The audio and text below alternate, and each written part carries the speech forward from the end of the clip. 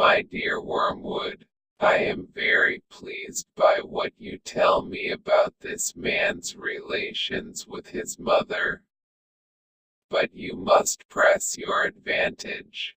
The enemy will be working from the center outwards, gradually bringing more and more of the patient's conduct under the new standard, and may reach his behavior to the old lady at any moment. You want to get in first. Keep in close touch with our colleague Glubos, who is in charge of the mother, and build up between you in that house a good settled habit of mutual annoyance. Daily pinpricks. The following methods are useful. 1. Keep his mind on the inner life. He thinks his conversion is something inside him, and his attention is therefore chiefly turned at present to the states of his own mind, or rather to that very expurgated version of them which is all you should allow him to see. Encourage this.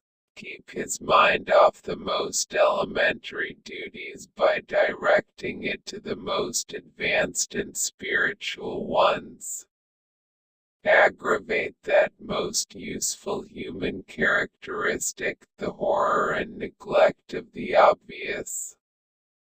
You must bring him to a condition in which he can practice self-examination for an hour without discovering any of those facts about himself which are perfectly clear to anyone who has overlived in the same house with him or worked the same office. 2. It is, no doubt, impossible to prevent his praying for his mother, but we have means of rendering the prayers innocuous. Make sure that they are always very spiritual, that he is always concerned with the state of her soul and never with her rheumatism. 2 advantages follow. In the first place, his attention will be kept on what he regards as her sins, by which, with a little guidance from you, he can be induced to mean any of her actions which are inconvenient or irritating to himself. Thus you can keep rubbing the wounds of the day a little sore even while he is on his knees. The operation is not at all difficult, and you will find it very entertaining.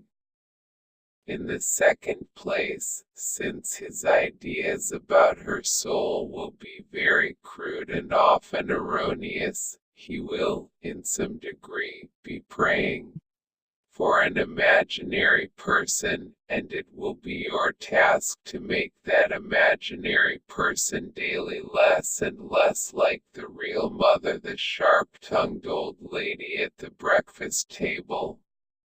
In time, you may get the cleavage so wide that no thought or feeling from his prayers for the imagined mother will ever flow over into his treatment of the real one. I have had patients of my own so well in hand that they could be turned at a moment's notice from impassioned prayer for a wife's or son's soul to beating or insulting the real wife or son without a qualm. 3. When two humans have lived together for many years, it usually happens that each has tones of voice and expressions of face which are almost unendurably irritating to the other. Work on that. Bring fully into the consciousness of your patient that particular lift of his mother's eyebrows which he learned to dislike in the nursery, and let him think how much he dislikes it. Let him assume that she knows how annoying it is, and is it to annoy if you know your job, he will not notice the immense improbability of the assumption. And, of course, never let him suspect that he has tones and looks which similarly annoy her. As he cannot see or hear himself, this is easily managed.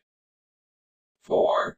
In civilized life, domestic hatred usually expresses itself by saying things which would appear quite harmless on paper. The words are not offensive, but in such a voice, or at such a moment, that they are not far short of a blow in the face.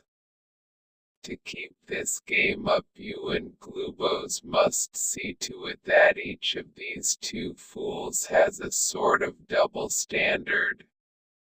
Your patient must demand that all his own utterances are to be taken at their face value and judged simply on the actual words, while at the same time judging all his mother's utterances with the fullest and most oversensitive interpretation of the tone and the context and the suspected intention. She must be encouraged to do the same to him. Hence from every quarrel they can both go away convinced, or very nearly convinced, that they are quite innocent. You know the kind of thing. I simply ask her what time dinner will be and she flies into a temper. Once this habit is well established, you have the delightful situation of a human saying things with the express purpose of offending and yet having a grievance when offense is taken. Finally, tell me something about the old lady's religious position. Is she at all jealous of the new factor in her son's life, at all piqued that he should have learned from others, and so late, what she considers she gave him such good opportunity of learning in childhood? Does she feel he is making a great deal of fuss about it, or that he's getting in on very easy terms? Remember the elder brother in the enemy's story. Your affectionate uncle, Screwtape.